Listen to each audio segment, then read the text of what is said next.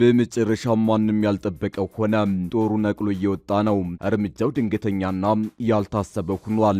ነገሩ ከታሰበው በተቃራኒ እየሆነ ነው። የጦሩን ነቅሎ መውጣት ተከትሎ አንድ ከፍተኛ ባለስልጣን ከሀገር ወጣው መኮብለላቸው ታውቋል። ባለስልጣኑ ከኮበለሉበት ሀገር ሆነው ንግግር አድርገዋል። በዝርዝር እናስደምጣቸዋለን። ሻዕቢያን ለመገልበጥ ጥምር ጦር ተመሰረተ።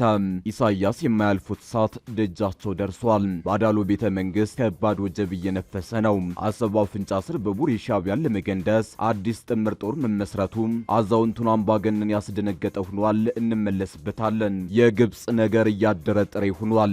ካይሮ ዛሬ ደግሞ ከባለቤቱ በላይ የማውቅ ቡዳ ነኝ ብላ ተከስታለች። ከአባይ ውሃ አንዲት ጠብታ አንሰጥም ስትል ዛሬ ተደምጣለች። በጉዳዩ ላይ ዝርዝር ዘገባ ይዘናል፣ ተሰሙታላችሁ። የምስራቅ ጉራጌ ዞን የእርስ በርስ ግጭት ቀጥሎ 3 የአንድ ቤተሰብ አባላት መገደላቸው ተሰምተዋል።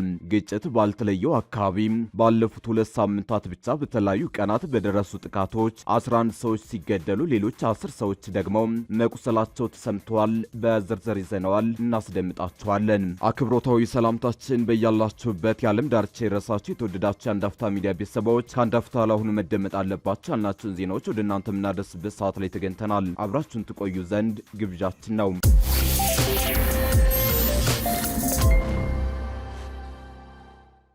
ሻዕቢያን ለመገልበጥ ጥምር ጦር ተመሰረተ። ኢሳያስ የማያልፉት እሳት ደጃቸው ደርሷል። ባዳሎ ቤተ መንግስት ከባድ ወጀብ እየነፈሰ ነው።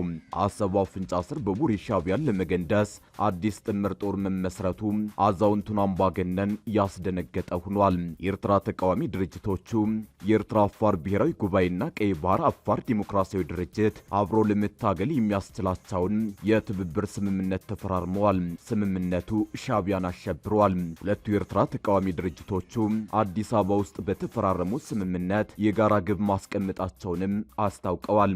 አሊ መሐመድ ኦመር የኤርትራ አፋር ብሔራዊ ጉባኤ ስራ አስፈጻሚ አባልና ቃል አቀባይ ናቸው። ከጥቂት ሳምንታት በፊት አፋር ክልል ሰመራ ውስጥ የአፋር ሱልጣኖች፣ ምሁራን፣ ወጣቶችና ሌሎችም የማህበረሰብ አካላት ተሳታፊ በሆኑበት ጉባኤ ድርጅታቸው ከቀይ ባህር አፋር ዲሞክራሲያዊ ድርጅት ጋር በመድረኩ መታደሙን በማስታወስ አሁን ደግሞ የኤርትራ አፋር ብሔራዊ ጉባኤ ከቀይ ባህር አፋር ዲሞክራሲያዊ ድርጅት ጋር አዲስ አበባ ውስጥ በፈረሙት ስምምነት አብሮ ለመታገል መስማማታቸውን አስረድተዋል። በአካባቢው ላይ ያለውን አምባገነን ስርዓት ለመገርሰስ በምናገኘው እድል በሙሉ አብሮ መስራት የግድ መሆኑን አምነንበት የተስማማንበት ስምምነት ነው የተፈራረምነው ያሉት አቶ አሊ የዚህ ስምምነት ውጥኑም የትግል ግቡ ተመሳሳይ የሆነውን የአፋር ሕዝብ ፍላጎት ለማሳካት ነው ብለዋል። የሁለቱ ድርጅቶች ስምምነት ኤርትራ ውስጥ የህዝቡን የራስን በራስ ማስተዳደር ማሳካት የመጀመሪያ ግቡ ነው ያሉት ቃል አቀባዩ ትግላቸውን ዲሞክራሲያዊት ኤርትራን ለመፍጠር እንደሆነም ነው የገለጹት። የቀይ ባህር አፋር ዲሞክራሲያዊ ድርጅት ቃል አቀባይ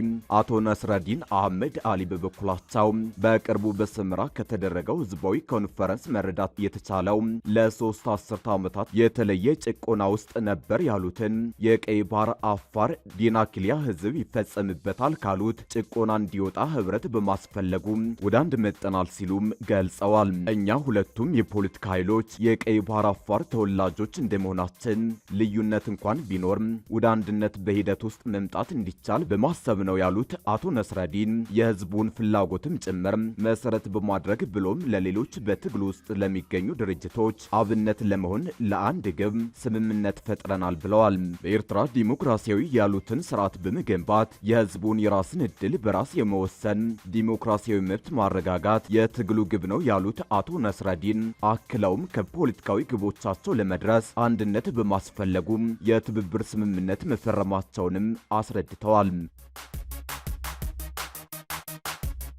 በመጨረሻ ማንንም ያልጠበቀው ሆነ። ጦሩ ነቅሎ እየወጣ ነው። እርምጃው ድንገተኛና ያልታሰበ ሆኗል። ነገሩ ከታሰበው በተቃራኒ እየሆነ ነው። የጦሩን ነቅሎ መውጣት ተከትሎ አንድ ከፍተኛ ባለስልጣን ከሀገር ወጣው መኮብለላቸው ታውቋል። ባለስልጣኑ ከኮበለሉበት ሀገር ሆነው ንግግር አድርገዋል። ነገሮች ባልታሰበ አቅጣጫ እየተምዘገዘጉ ነው። ያልታሰበ ቀውስ እየተፈጠረ ሲሆን ወታደራዊ ውጥረቱ ከቋፍ ደርሷል። ሁለቱ ንጉሶች የመን ላይ ሊፋለሙ ጠብንጃቸውን እየወለወሉ ነው። በዚህ መሃል ጦሩን ነቅሎ መውጣት መጀመሩ ጥርጣሬን ፈጥሯል። በየመን ሳውዲና አረብ ኤምሬትስ ፍጥጫ ውስጥ መግባታቸው ይታወቃል። ሀገራቱ ፍጥጫ ወደ ጦርነት ሊያመራ በተቃረበበት በዚህን ወቅት የአረብ ኤምሬትስ ጦር ከሰና ለቆ መውጣት ጀምሯል። ኤምሬትስ በሀገሪቱ ያላትን ይዞታዎችን ለቃ ወደ አቡዳቢ ጠቅላ እየገባች ነው። የተባበሩት አረብ ኤምሬትስ ኃይል ይዞታዎችን ለቆ መውጣቱን ተከትሎ ታዲያ በዱባይ ይደገፍ የነበረው ኃይል ዋና ባለስልጣን ወደ አቡዳቢ መኮብለላቸው ተሰምቷል። በየመን የሚንቀሳቀሰው ተገንጣይ ቡድን የደቡብ ሽግግር ምክር ቤት መሪ አይዳሩስ አል ዙበይዲ በሶማሌላንድ በኩል አድርገው ወደ የተባበሩት አረብ ኤምሬትስ መኮብለላቸውን በሳውዲ አረቢያ የሚመራው ጥምር ጦር አስታውቋል። ጥምር ጦሩ ባወጣው መግለጫ እንዳመላክተው አልዙበይዲ በሪያድ ተከታታይ የሰላም ንግግሮች እንዲሳተፉ በታቀደው መሰረት ሳይገኙ ቀርተዋል። መሪው ረቡዕ ዕለት በሌሊት ከአደን ወደ ሶማሌላንድ በርበራ ወደብ በሚጓዝ ጀልባ ላይ ተሳፍረው በውድቀት ሌሊት ማምለጣቸውን በመግለጫው ጠቁሟል። እንደ መግለጫው ከሆነ አልዙበይዲ በርበራ ከደረሱ በኋላ ከተባበሩት አረብ ኤምሬትስ መኮንኖች ጋር በመሆን በአውሮፕላን ወደ ሶማሊያ ዋና ከተማ ሞቃዲሾ ተጉዘዋል። አውሮፕላኑ በኦማን ባህረ ሰላጤ ላይ ሲበር ማንነቱን የሚገልጹ የኤሌክትሮኒክስ ስርዓቶችን አጥፍቶ የቆየ ሲሆን በአቡዳቢ ወደሚገኘው አላሪፍ ወታደራዊ አየር ማረፊያ ለመድረስ 10 ደቂቃ ሲቀረው መልሶ አብርቷል ሲል ጥምረቱ በዝርዝር አስታውቋል። ጉዳዩን አስመልክቶ ከደቡብ ሽግግር ምክር ቤትም ሆነ ከተባበሩት አረብ ኤምሬትስ የተሰጠ መግለጫ የለም። ድርጊቱ የሚረጋገጥ ከሆነ በአቡዳቢ የሚደገፈው የደቡብ ሽግግር ምክር ቤት በታህሳስ ወር በሪያድ በሚደገፉት የየመን መንግስት ወታደሮች ላይ ጥቃት ከሰነዘረ በኋላ በሳውዲ አረቢያና በተባበሩት አረብ ኤምሬትስ መካከል የተፈጠረውን ቅራኔ ይበልጥ ሊያባብሰው ይችላል ተብሏል። የግብጽ ነገር እያደረ ጥሬ ሆኗል። ካይሮ ዛሬ ደግሞ ከባለቤቱ በላይ የማውቅ ቡዳ ነኝ ብላ ተከስታለች። ከአባይ ውሃ አንዲት ጠብታ አንሰጥም ስትል ዛሬ ተደምጣለች። ከአባይ ውሃ ላይ አንዲት ጠብታ ውሃ አንሰጥም ሲሉ የግብጽ የውጭ ጉዳይ ሚኒስትርና የውሃ ሀብት ሚኒስተር አዲስ መግለጫ ሰጠዋል። የግብጽ ባለስልጣናት የህዳሴው ግድብ ስራ ከጀመረ አንስቶና ግንባታው ተጠናቆ ከተመረቀ በኋላም ጭምር በጉዳዩ ላይ መግለጫ መስጠታቸው የተለመደ ነገር ነው። የዛሬው መግለጫ ለየት የሚያደርገው ግን ሁለት የግብጽ ሚኒስትሮች በጋራ መግለጫ ማውጣታቸው ነው።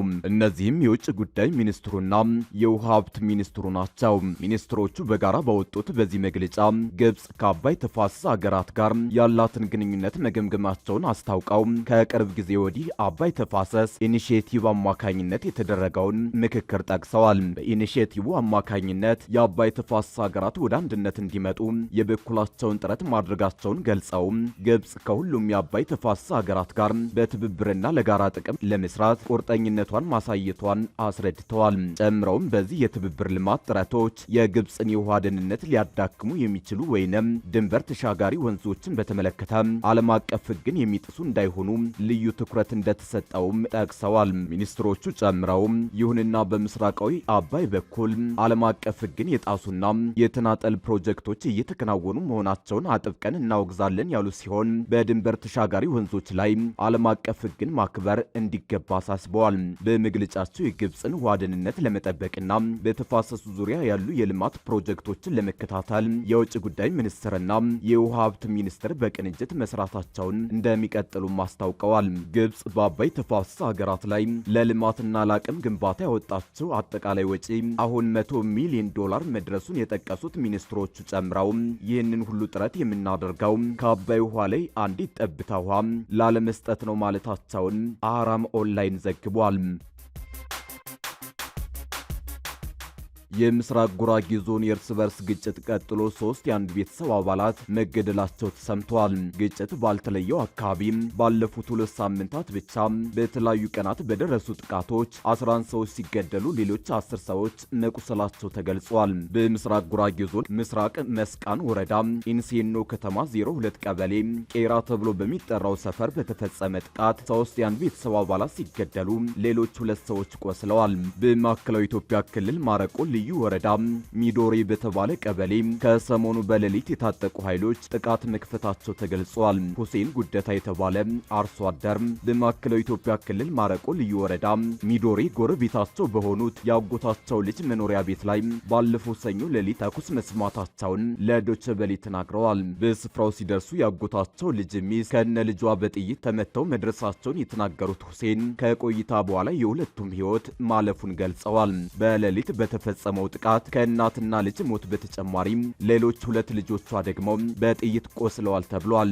የዓይን እማኙ ሁሴን እንደሚሉት ጥቃቱን የፈጸሙት ታጣቂዎች ሙሉ ቤተሰቡን በተኙበት ጨርሰው ለመግደል ያለመ እርምጃ መውሰዳቸውን ጠቁመዋል። የተፈጸመው ጥቃት ሙሉ ቤተሰቡን ለመግደል የታሰበ ቢሆንም ነገር ግን ቢያንስ ሁለት ሰዎች ቆስለው ተርፈዋል ብለዋል። ከማረቆ ጥቃት አንድ ቀን ቀደም ብሎ በምስራቅ ጉራጌ ዞን ምስራቅ መስቃን ወረዳ ኢንሴኖ ከተማ 02 ቀበሌ ቄራ ተብሎ በሚጠራው ሰፈር ተመሳሳይ ጥቃት መፈጸሙን ተናግረዋል።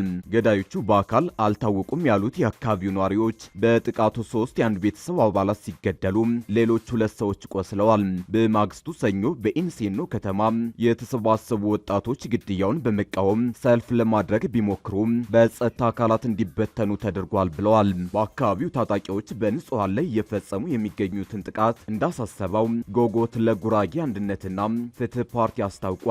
ባለፉት 2 ሳምንታት ብቻ በተለያዩ ቀናት በደረሱ ጥቃቶች 11 ሰዎች ሲገደሉ ሌሎች 10 ሰዎች መቁሰላቸውን ፓርቲው ባሰባሰበው መረጃ ማረጋገጡን የፓርቲው ምክትል ሊቀመንበር አቶ እንዳልካቸው አወል ለዶይቼ ቬለ ተናግረዋል። በመስቃን ቤተ ጉራጌና በማረቆ በኩል የመሬት ይገባኛል ጥያቄዎች መኖራቸውን ያነሱት እንዳልካቸው መንግስት ተገቢውን ጥናት በማድረግ ዘላቂ መፍትሄ ሊሰጥ ይገባል ብለዋል።